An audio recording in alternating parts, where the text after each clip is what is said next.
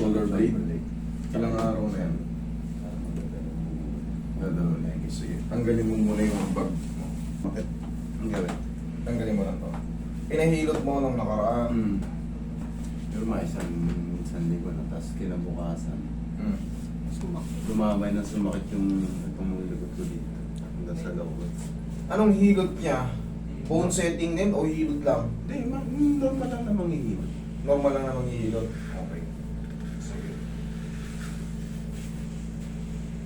Hindi ako makapag-drive na maayos. Pag matagal ka na nakaupo, yari ka na dyan. Hindi na yan. Yun nga, pagka nag-drive ako,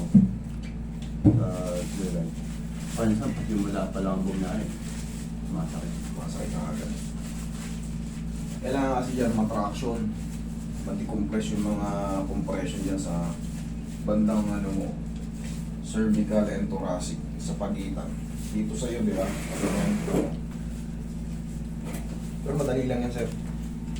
Tuturo ko pa nga doon sa mga hirap ko sa inyo masakit. Ha? Tuturo ko pa sa inyo masakit. Pero ang ginagawa kasi pagka manghihilot lang na regular, didiinan niya ng didiinan niya. Pero hindi kasi healthy yun, lalong malalamog yan. Ayan, relax na.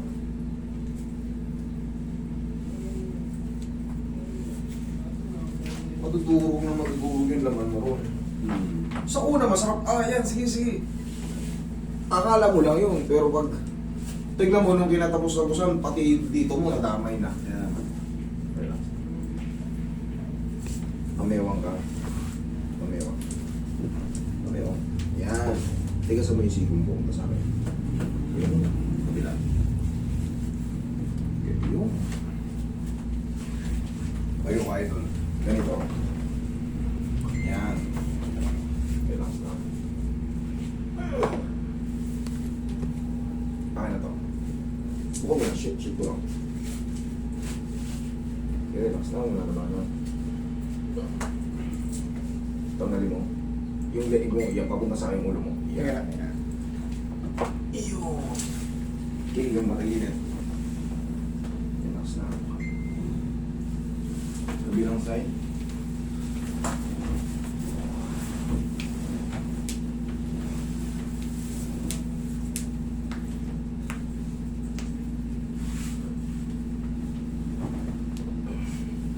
Tapa ka po siya.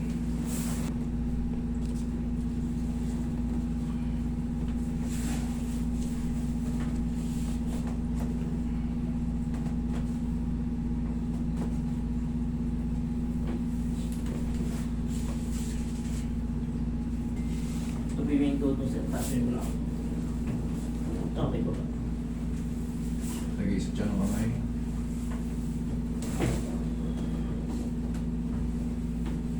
Inhale. Exhale. Tsaka lang muna. Ano po sir? Pushing ang mangyayari dyan. 1 to 3 days, yun yung pinaka-best feeling. Ngayon, may mararamdaman ko pa. Pero mas guminhawa na siya. Pero abangan mo lang yung 3 to 4 days, yan yung pinaka-best feeling. Talagang. Kasi yung sa'yo, ang nangyayari dyan, kaya pa ulit-ulit, hindi siya normal na ano lang, hindi siya yung normal na lamig-lamig lang. Kaya, kasi pag ordinaryong lamig lang, kahit Yun nga, ako nga, inano minamasa-masahe ko siya. giginawa siya, pero Babalik ulit. ayan lang. Pero pagka ang naging treatment dyan, decompress na. 1, 2, 3, 4. Yun ang pinaka-the best feeling. Okay? 3 to 4 days, yan ang pinaka-the best feeling. Okay, upo ka. Ano? Ano nga ito dito? Sige, higa ka dyan. Pinakita. Okay. Idol. Hindi, ngayon, ito kasi mga nakaraan, okay naman siya. Tapos siguro mga ago, nung bukod na ako ng gawin. Nararamdaman ko siya na ano, na minsan parang umiipit baka nangangalay o ano. Dahan-dahanin ko lang kasi pag operation, pag na-operahan ka na kasi, hindi na yan pwedeng pitik-pitik. Yun nga. Dahil ano yan, artificial na yan. Baka yung patela niya o yung discus niya. Yan, puting pitik lang tapos ano. Yan lang naman yung ito lang mga ano na mga last 2 weeks tapos ng mga nakarang araw. Pero mararamdaman mo mamaya yan dyan kung talaga may iipit pa. Pero sa akin, pagka may mga opera, kumbaga hindi ko na pwedeng puwersang ano yun, Oo. konting tulak lang. Pag narinig ko may umusog, okay na yun. Hindi ko na yung kagaya nung hinahanap ko talaga, hinahatak ko, binabaltak. Nung Pagka ano may- kasi yan, nung parang na-dislocate yan natin na parang lumusot, Oo. ako lang din nagbalik. O ibang bit, madali. Pinitik ko lang din na Madali naman yun ibalik pag bago pa. Oo. Yung mismo Pero pagka bago- sinabay, mismong araw, maganda yun. Oo, Pero yung pagka mismong yung araw. kinabukasan, yung may magana, Hmm. kahit gano'n din lang ng bata yan. No? Masakit na. Safe na yun. Tapos hanggang sa natuloy na naputol yung whiskey. Eh, kapo, lumusot ng gano'n eh. Siyempre, na-hyperextend yun. Pero matagal pa. Siguro mga 2 years pa bago natuluyan. 2 years pa bago natuloy. Baga, siguro hindi ko na ipahinga nung maayos na. Check mo. Buko muna. Sabalik ako yung subalikat mo. Okay. Observe ako yung pakaramdam mo ngayon.